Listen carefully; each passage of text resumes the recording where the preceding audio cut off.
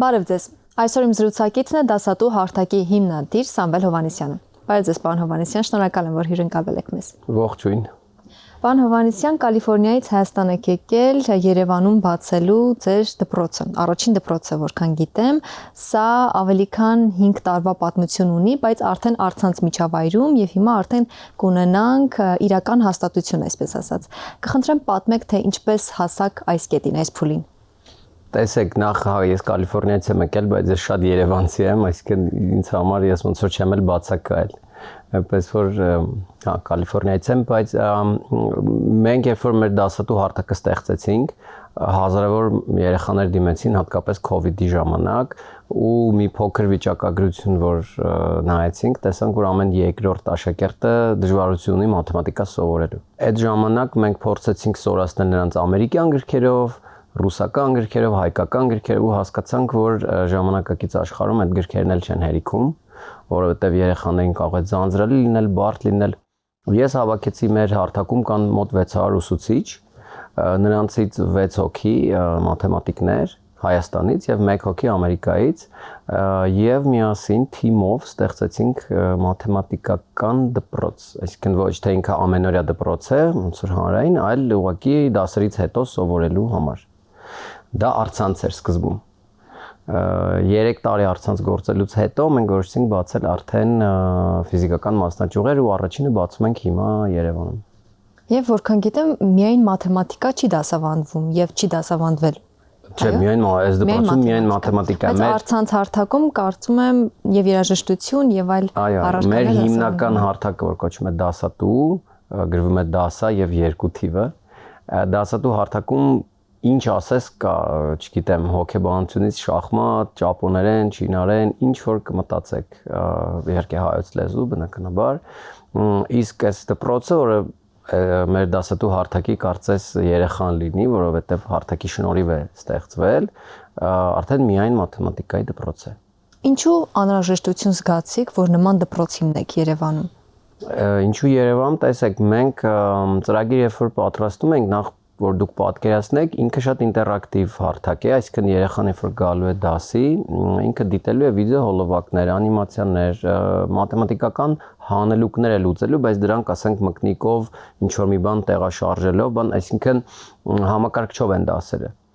Եվ նման օրինակ դպրոցներ Ամերիկայում կան, աշխարհում կան,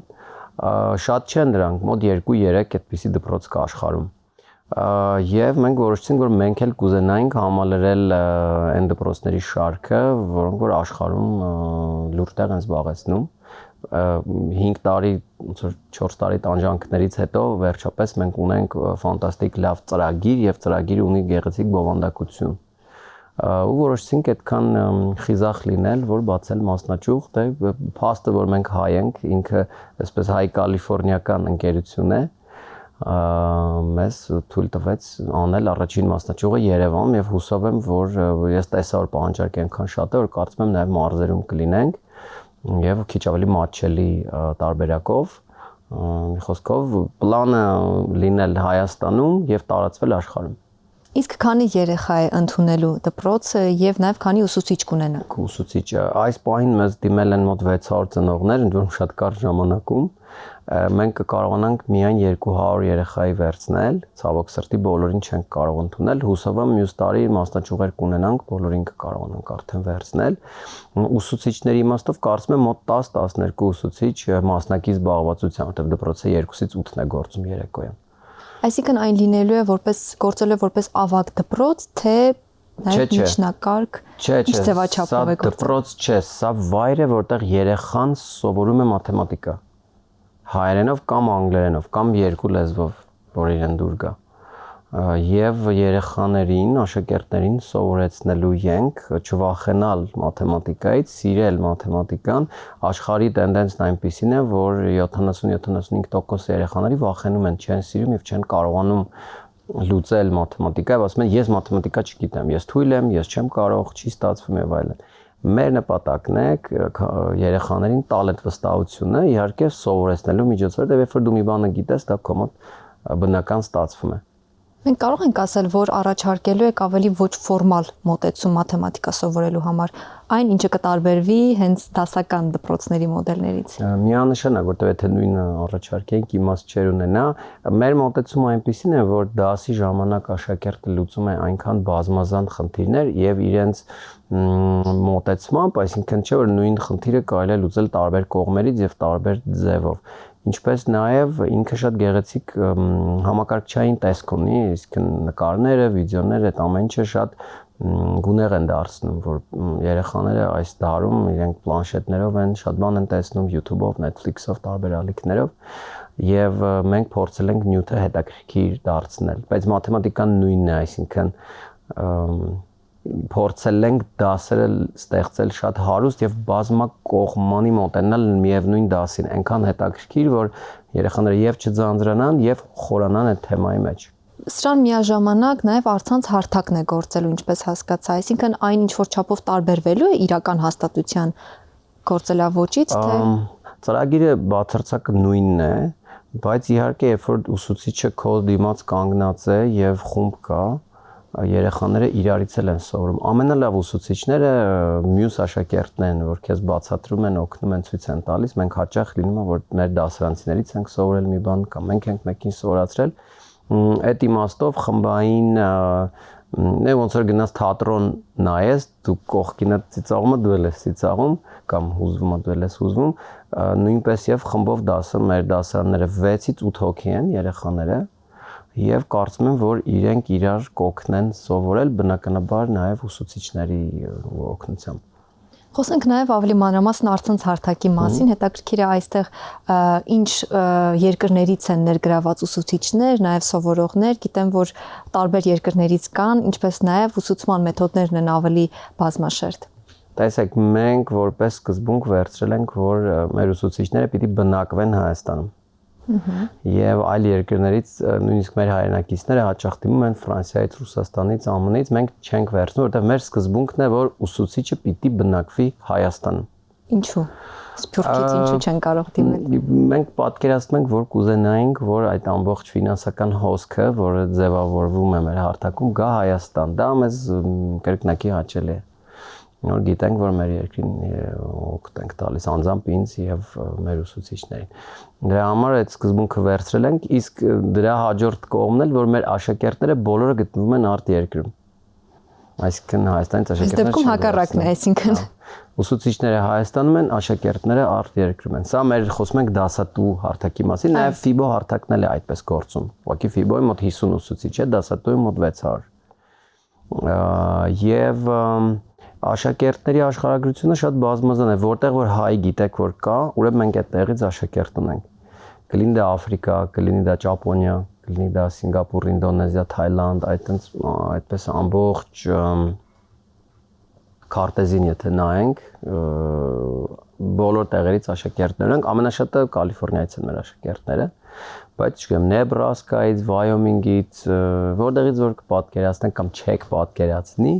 մենք աշակերտ ունենք։ Նրանց հիմնական պահանջները որոնք են, այսինքն ինչ են ձգտում սովորել, որտեվ գիտեմ որ առարկաները ավելի շատ են այստեղ։ Մոտ 30 առարկա ունենք եւ տեսեք երկու խմբի եկեք բաժանենք աշակերտներին։ Մի խումբը ուղղակի դասա պատրաստում է, այսինքն երեխան գալիս է տուն, ուսուցիչը Հայաստանից միանում է եւ միասին անում են օրինակ անգլերենի դասեր։ Մեր մոտ իդեպ ամերիկացիներ կան, որ մենք իրենց դասը պատրաստում ենք անում անգլերենի դասերը կամ սովորեցնում ենք լավ գրել։ Մենք շատ լավ ուսուցիչներ ունենք, որոնք ստեղծագործ գրելու դասեր են տալիս creative writing-ի։ Այսինքն մի խումբը ուղղակի մենք երեխաներին կրկնուսույցների պես օգնում ենք սովորել իրենց դպրոցական առարկաները։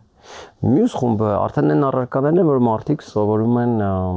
հաճույքի կամ ցանկության դեպքում, օրինակ նվագել ֆլեյտա կամ սովորել ֆրանսերեն կամ գերմաներեն կամ որևէ մի բան։ Շախմատ, մեզ մոտ 80-85 մարզիչ կա, որ շախմատ են սովորեցնում, բնականաբար գիտեք հայկական շախմատի դպրոցը ուժեղ է։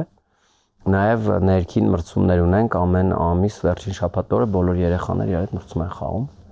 Կրկին օնլայն։ Օնլայն, հա։ Մենք շատ հետաքրքիր պատմություններ իհարկե ունենք, շատ երեխաներ են իրար հետ ծանոթանում խմբով դասեր անելուց։ Օրինակ Նորվեգիայի հայ համայնքի հետ մենք համագործակցում ենք շուրջ 4-5 տարի։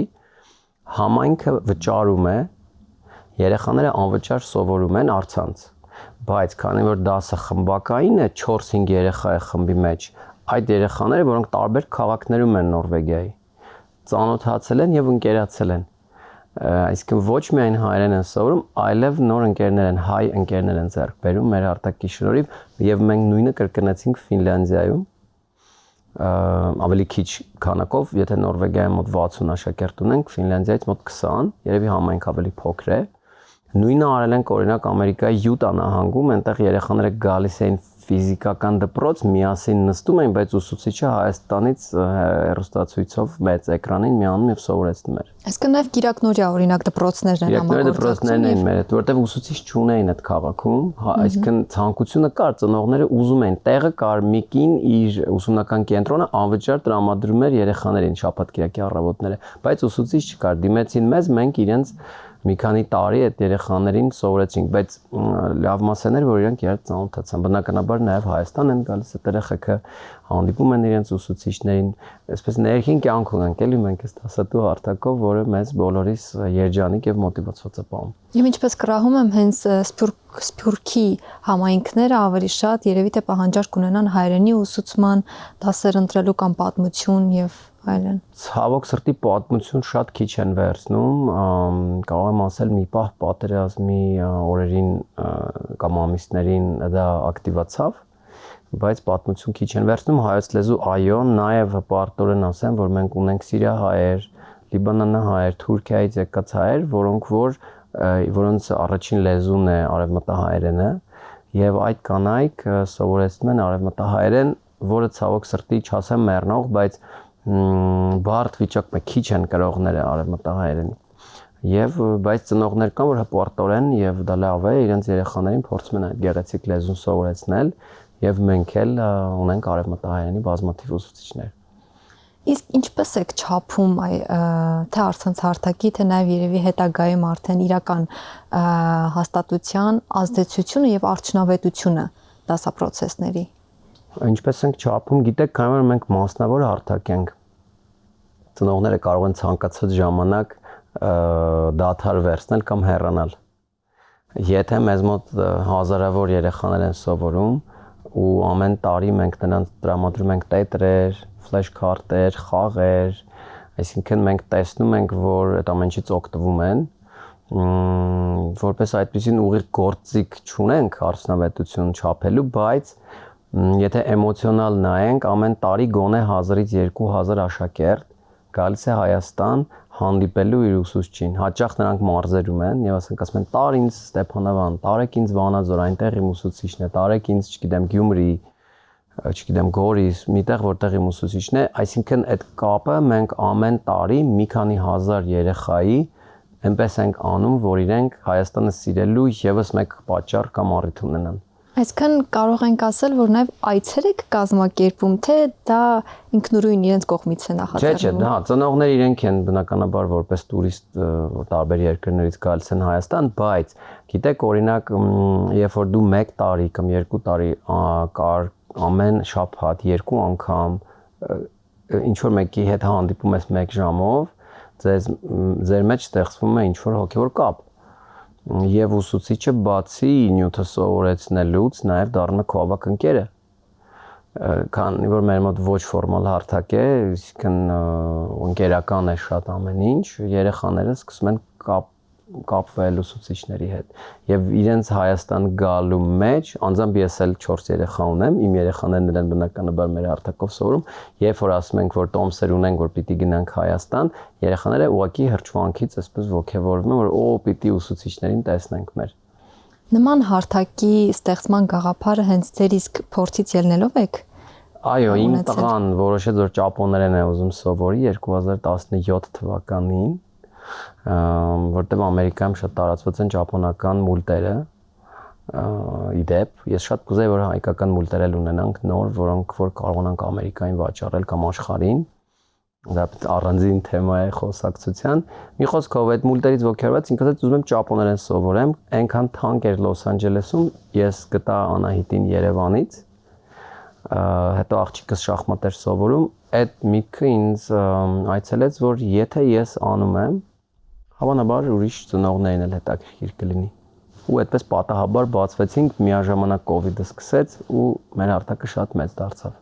Այդ շրջանում կարծում եմ բավականին մեծ պահանջարկ կունենար Հիմա էլ հարթակով ուսուցումը։ մենք շատ մեծ ենք դարձել, կարծում եմ, օրական բավական մոտ 30-40 աշակերտ է գրանցվում։ Իսկ ուսուցիչների վերապատրաստում անցկացնում եք նախ առցանց հարթակի համար եւ հետո նաեւ դպրոցի։ Այո, անպայման մեզ մոտ ընդունվելը շատ բարդ process է, մոտ 7 փուլ է անցնում մասնակիցը կամ դիմորդը եւ մոտավորապես այս պահին արդեն մոտ 300 դիմողից մի հոգի է անցնում։ Ուսուցիչ թե դիմող։ Ուսուցիչ։ Դե դիմորդները ուսուցիչ են կամ ենթադրում են, որ կարող են սովորեցնել։ Եվ մոտ 2 ամիս տևում է, որ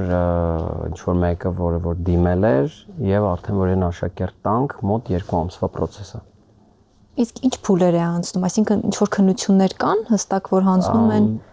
Առաջինը վիզուալ տեստն է, եթե տեսնում ենք արդյոք մարդը կարող է, տեսեք մենք հեռուստացույցով ենք խոսում, բայց եթե օրինակ թատրոնում լինեինք, գուցե բեմը մեզ չսիրեր։ Եթե ֆիլմում նկարվեինք, գուցե ուրիշ տեսք ունենայինք։ Հիմա առցանց դասավանդելը դա առանձին արվեստ է կամ արհեստ է, եւ հնարավոր է շատ լավ մասնակետը չկարողանա առցանց դաս տալ կամ հակառակը։ Դրա համար առաջին տեստը վիզուալ տեստն է, արդյոք մարդը էկրանի առջև, որ ասում են կամերան քեզ սիրում է կամ ոչ, արդյոք մարդը ունի այդ ներքին շարմը, որ երեխաները հատկապես նրան փորձեն նայել երկար եւ խոսել հետը։ Հետո բնականաբար հարցազրույցների շարք, փորձնական դասեր, այդպես պրակտիկաներ, նորից փորձնական դասեր, բավական երկար process է, որտեղ մենք շատ պատասխանատու ենք վերաբերվում մեր արածին։ Իսկ աշակերտների ընդունելությունը ինչ փուլերով է անցկացվում։ Աշակերտները հարցազրույց են անցնում մեզ հետ, մոտ 30 րոպե ծնողի հետ զրուցում ենք, հասկանում ենք ցանկությունները ծնողների եւ տալիս ենք այնպիսի ուսուցիչ, որ լավագույնս կհամընկնեն։ Օրինակ, եթե աշակերտը ասում է ես բասկետբոլ եմ սիրում, նայում ենք մեր բազեմ ուսուցիչներից ով է բասկետբոլը նշել որպես իր սպորտ մանկության ժամանակ ու տալիս ենք այնպիսի ուսուցիչ, որը ինքն էլ է բասկետբոլ սիրում, պայմանական էլի։ Պարոն Հովհաննիսյան, իսկ այս պահին ձեր մտքում ունեք գաղափարներ արդեն հետագա աշխատանքի համար, թե ներկայիս դպրոցի, որը բացվել է Երևանում, թե նաև առցանց հարթակի համար, այսինքն ինչ որ նոր մոտեցումներ, զարգացումներ սպասվում են։ Գլխավորը մենք պիտի մեր որակը պահենք, որտեղ հաճախ ֆիրմաները կործանվում են այն պատճառով, որ իրենց թվում է, որ կարող են իրենց ամեն ինչ թույլ տալ։ Դասատուի դեպքում, ինչ որ խոսում ենք, մեր ամենակարևոր խնդիրը պահել որակը, այսինքն միշտ եկող ուսուցիչներին ընտրել որակով, դա մեր գերխնդիրն է։ Ինչ վերաբերում է մաթեմատիկայի դպրոցին, ինքը մեծ հեռանկար ունի, որովհետև այս առաջին մասնաճյուղն է Երևանում, բայց իր պոտենցիալն է լինել աշխարհում։ Ինչպես օրինակ Թումո կենտրոնը, որը բացվեց Հայաստանում, բայց հիմա պարտորեն բացվում է Լոս Անջելեսում, մասնակցում է Ճապոնիայում, Հայաստանի ներկայացմանը, Գերմանիայում եւ այսինքն գիտեք, մեր ցանկությունն է հայկական կրթական մոդելը, որը որ ստեղծում ենք հիմա այստեղ Երևանում, Արաբկիրում, փորձել արտահանել ամբողջ աշխարհ։ Շնորհակալ եմ հարցազրույցի համար։ Շնորհակալություն։ Հարգելի հեռուստադիտողներ, հիշեցնեմ, որ ես զրուցում էի դասատու հարթակի հիմնադիր Սամվել Հովհաննիսյանի հետ։ Այսօր այսքանը, կհանդիպենք։